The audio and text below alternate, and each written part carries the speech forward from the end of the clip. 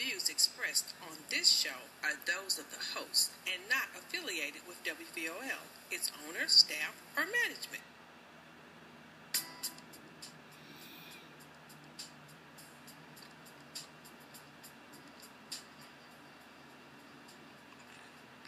Greetings, Nashville. You're about to listen to Auto Talk with David Mcmillian.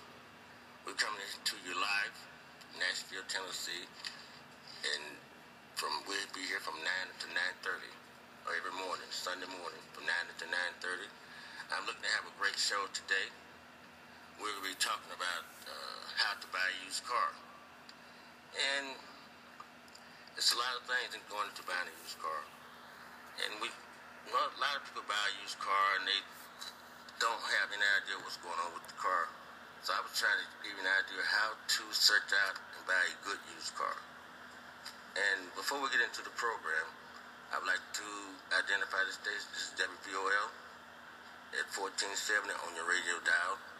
And you may call in at 737-9865 or 227-1470. 737-9865 or 227-1470. And another thing I'd like to do before we get totally into the program, I'd like to acknowledge my sponsor, Mr. All-in-One at 1211 Bricks Church Pike. Need an auto body mechanic? Give All-in-One Auto a call. All-in-One Auto is your one-stop shop for all your paint and auto body repair needs. With 35 years in the business, you know you're getting an expert. Call All-in-One Auto Sales Department at 615-500-6884. That's 615-500-6884. All-in-One Auto is located at 1211B Brick Church Pike. Don't forget, All-in-One Auto, your paint and body repair specialist. Open 8 a.m. to 5 p.m. Monday through Saturday. All-in-One Auto, 615-500-6884. 615-500-6884.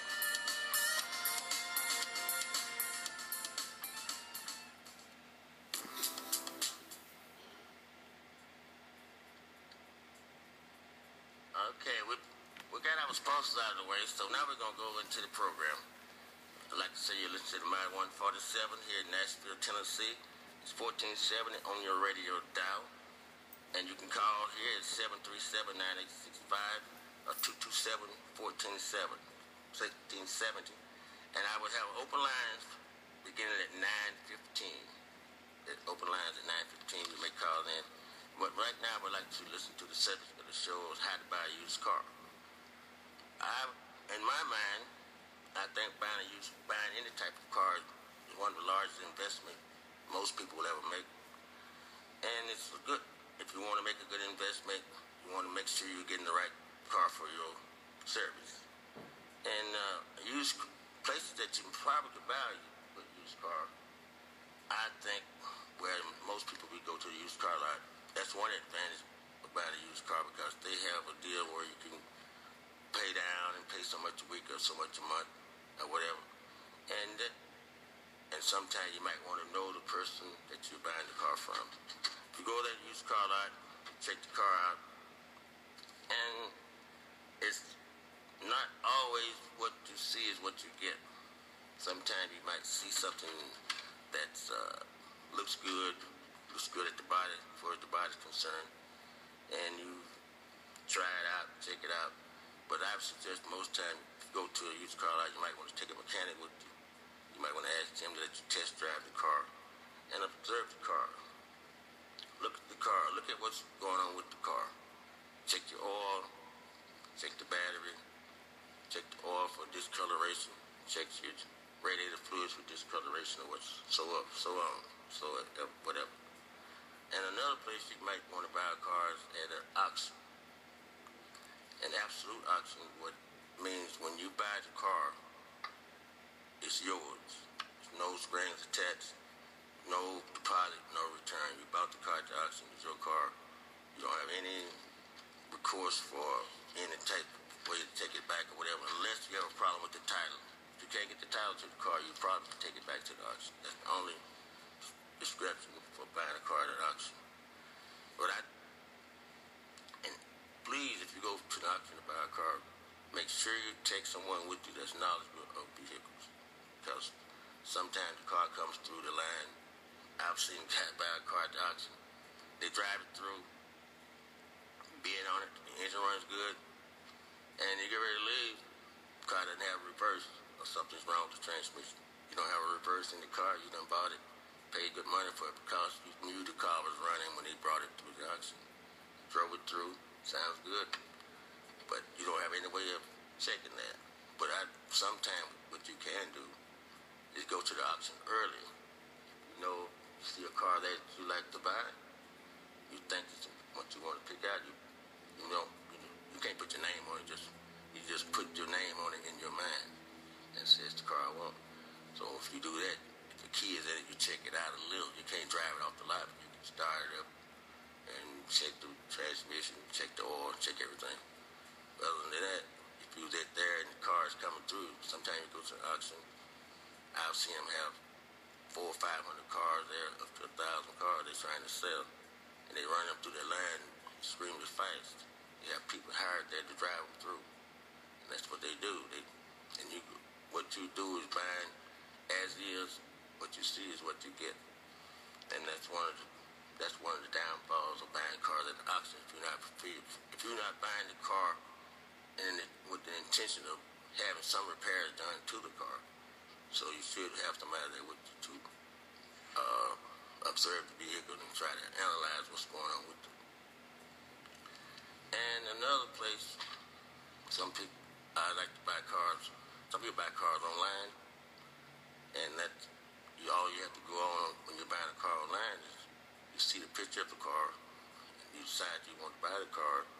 You try to get what I call a Carfax on the vehicle. Some cars, they have a Carfax. You look at the Carfax, and that's just telling you what has been done to the car. It's not wrecked, or it has been stolen, and has been refurbished. What I mean by that is the car hasn't been wrecked and then somebody's refurbished the car, painted it, had the frame straightened, or redone the engine or whatever. The car hasn't been through no remodeling stage. So that's one of the Carfax things they can give you. And sometimes they can give you an idea of how many people have purchased that type of car and what type of service they have gotten from it. So that's some of the stuff that's in the Carfax. But if you want to ask for a Carfax, sometimes that's an extra charge. The people have to research the vehicle. They're going to charge you for that. And if you don't buy the car, you still owe for that Carfax information. Then they have to be, all they do is get the VIN number from the car and put it in a database. And that through the insurance company or some kind of service provider, they have all that information in that database for that particular vehicle. But it's not no guarantee that's going to be what the car is actually about, because sometimes people buy a car and they get it damaged some type of way and they have it fixed under the table. You know, they don't go through the insurance company or whatever. So it won't be listed on that. So, and another thing when you're buying a used car, you have to sort of take everything the person say with a grain of salt. You got to try to read between the lines and find out why he's selling the car as an individual. Is he having hardship, or the car codes on him, he got too many cars in his yard or whatever. So you have to let that be on your table too, so you know what's going on. So if you listen to the Mighty 147, please call at 737-9865. The number to call, 737-9865. We will have open lines beginning at 9:15. If I said anything that interests your mind, you want to call and ask a question, you can do so at that time. So as right now, we're going to move on with the program. I was talking about checking the cars out. It's a lot of things that you can check.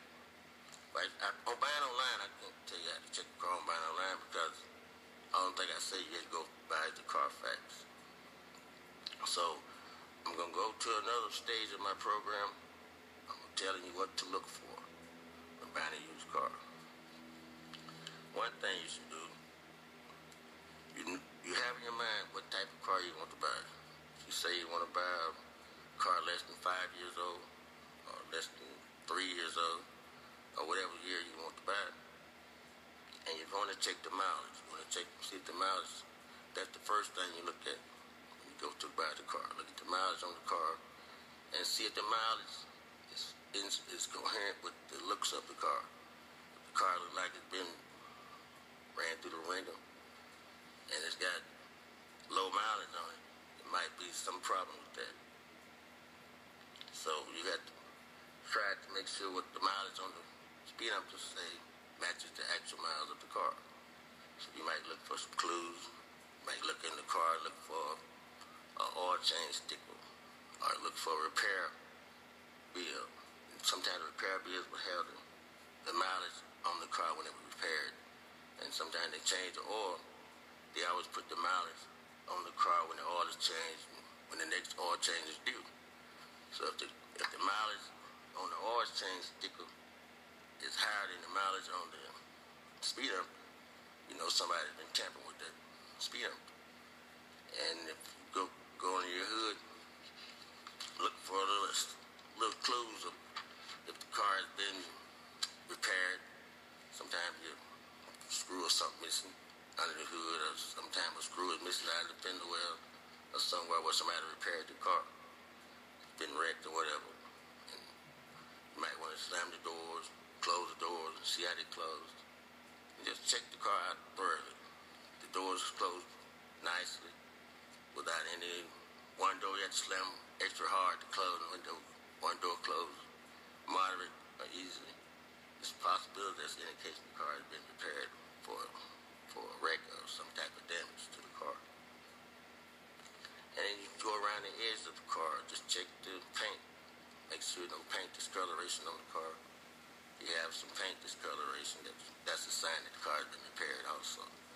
And most time, if a car has been painted, it just about would tell you it's been painted because of the paint matching of the car. The factory paint is a little bit more elaborate than, I would say, a car that's been painted at a body shop or something that makes you'll see something where they didn't tape it properly. You might see some overspray someplace where it shouldn't be, like under the hood or in a door jam. It might be overspray in the trunk, whatever. So you check that. And like I say, you check if you want to test drive it, take it down the road. You might get on the interstate or whatever, listen for little noises and little creaks and cracks, crevices or whatever. If you listen for that little noise and you hear something unusual on road noise, it could be a bad wheel bearing, bad shocks, bad scratch. And also you might want to look under the car, check for rust. Sometimes a car has been painted, but they have rust underneath the car. Look at the gas tank, if it's a metal gas tank. You might want to look at the brake lines, things of that nature. Just look at the car. Sometimes when people get ready to sell a car, they will over-clean the car. You clean underneath, they put a new exhaust system on it, make it quiet. Most times, if you see a car that's had a new exhaust system put on it before they try to sell it, I mean, the car is probably a high mileage car. It's probably got a lot of miles on it. You can tell the catalytic converter been changed. That's a sign of high mileage. There's a lot of things you can check for the high mileage vehicle. And I don't really set myself too much on one-owner cars, because it say one owner. But one person probably didn't do that many repairs to the car, but if the car's been owned by several people, each time this person gets the car, he's going to do some type of repairs to it. Each person then, one person might put a transmission in it. Next person might get it and he has to put an engine in it. Next person then put brand new tires on it. So sometimes that's an advantage of buying a car that's not a one-owner car. And it's just so many things you can look for that I can mention today. You never run out of stuff to talk about on cars. And I let you know, I'm your host, David Mcmillian. We're right here at the Mighty 147. And the time is 9:15. And it's time for open lines, if you like to call in. And you listen to the Mighty 147. You can also listen online at www.WBOL147.com. www.WBOL147.com. And I would like to hear and email me at David MC926 at autotalk.com. This is David Mcmillian. You can also reach me at that number, and you can call in at 227-1470, 9737-9865, or 227-1470. So I'm going to carry on with the program, and we're going to tell you most stuff you can look for if you buying a used car. Main thing I put a lot of emphasis on is the fluids in the vehicle. Check all your fluids. Make sure there's no major discoloration in the fluids. So say for instance, if you open the radiator cap or your radiator and you see something floating around in that radiator doesn't look like antifreeze or water. It could be oil, or it could be transmission fluid. Now, in fact, might sound silly to say transmission fluid in your radiator, but the problem with that could be your cooling system from your transmission is operated through your radiator. If the cooling system in the radiator is leaking, it's bleeding transmission fluid into your radiator, it's quite naturally you're going to have a discolored transmission fluid in the transmission. Now, if the fluid is discolored in your transmission, okay, we got a caller. Hello, you on there? Hello, you on there? What is the limit loan for purchasing a used car? The limit? What do you mean limit loan? For purchasing? Is there like a limit loan for like... Oh, the limit loan. Oh, okay. I've heard of the limit loan. I think it's something whereas if a person sells your car, they know it has a problem. Just say, for instance, if I go home tonight, my vehicle's making a strange noise, like I know something might happen soon. Say, for instance, my harmonic bounce could be making a noise, or the alternator making a noise. And I sell you this car, and you drive it home and get home and it breaks down. That would come under the limit law, because if you normally, the limit law say a car is supposed to last at least 10 days if it's a used car from a used car lot. If you buy it as is, you can take it to court and try to get your money back. Sometimes the limit law works. And you have to make sure what papers you sign and read the fine print. The fine print say as is, no deposit, no return. The limit law doesn't apply to that, because you have to be buyer beware on those type of deals. So there's no time limit whatsoever. But most times they say about 10 days. Like I bought a lot of used engines and transmissions, stuff like that. They only say 10-day warranty. If you don't install it within the 10 days, your warranty is still out. If you bring the car home and park it in your yard, you don't drive it. Say you bought it to go to the prom or whatever, and you say, I'm going to wait till I get ready to go to the prom in this car. You done had the car a month. You haven't driven it. If it break down on the way to the prom, it's all on you. That's the limit law. Did that answer your question? Thanks for calling.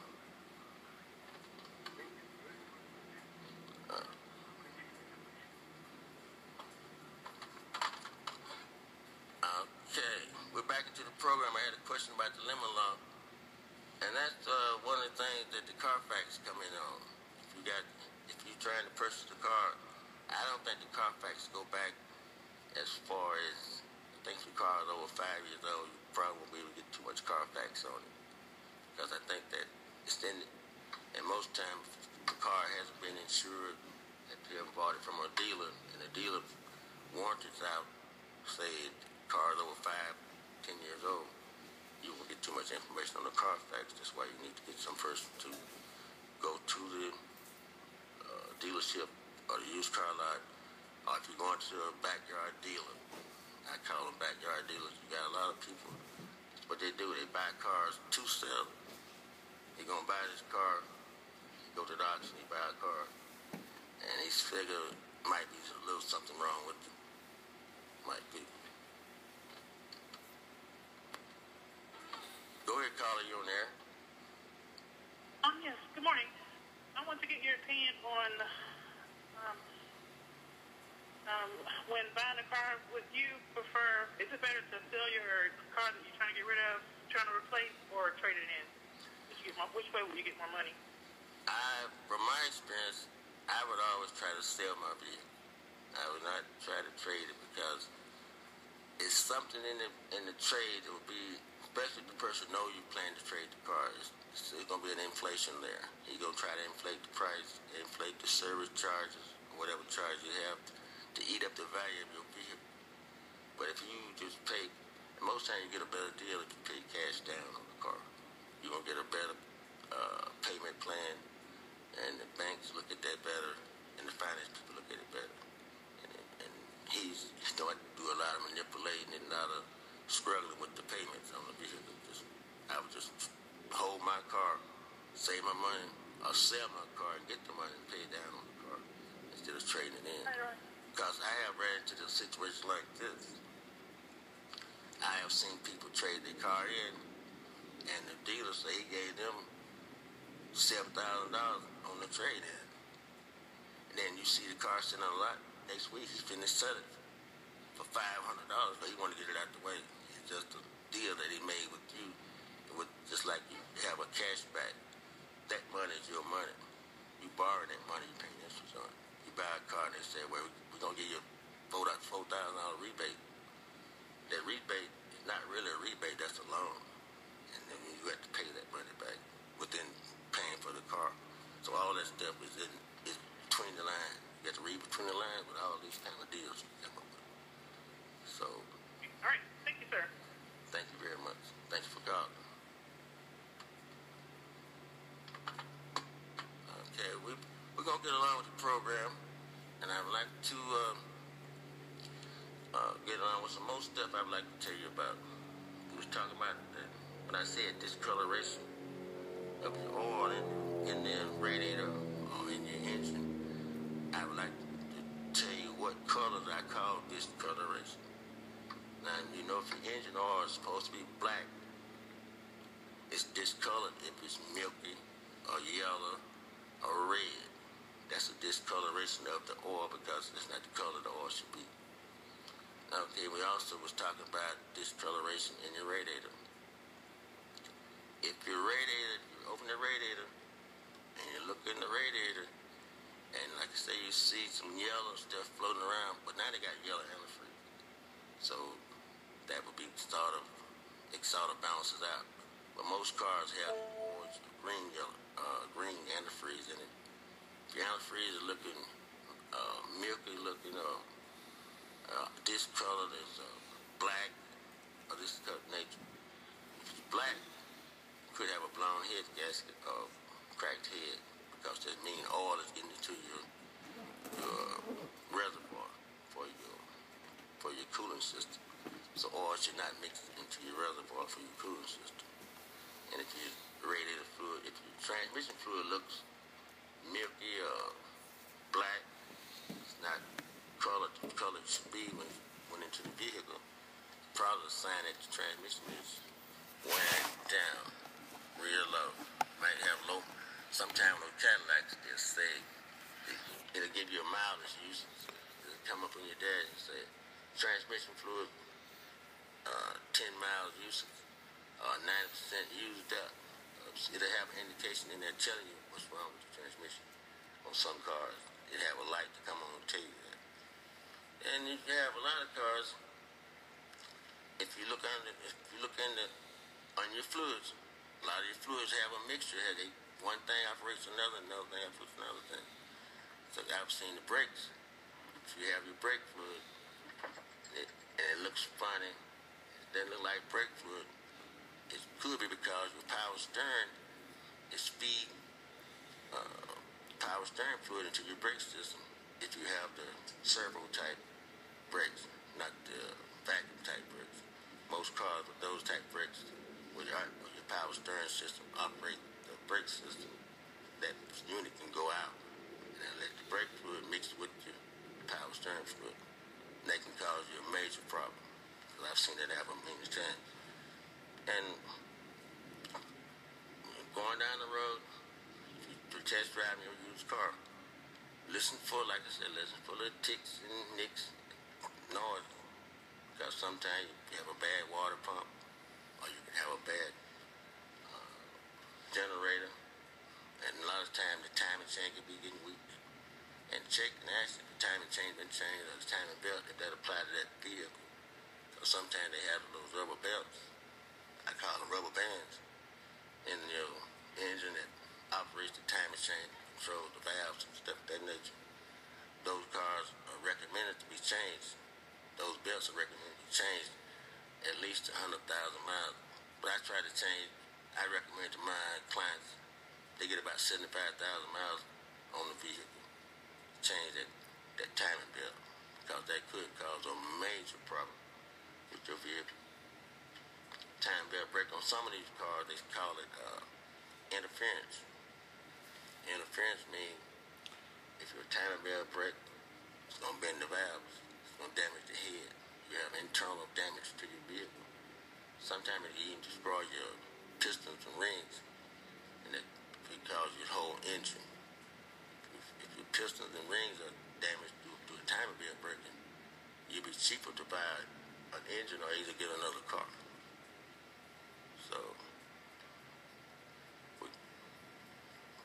So I was gonna, we about to run out of time here.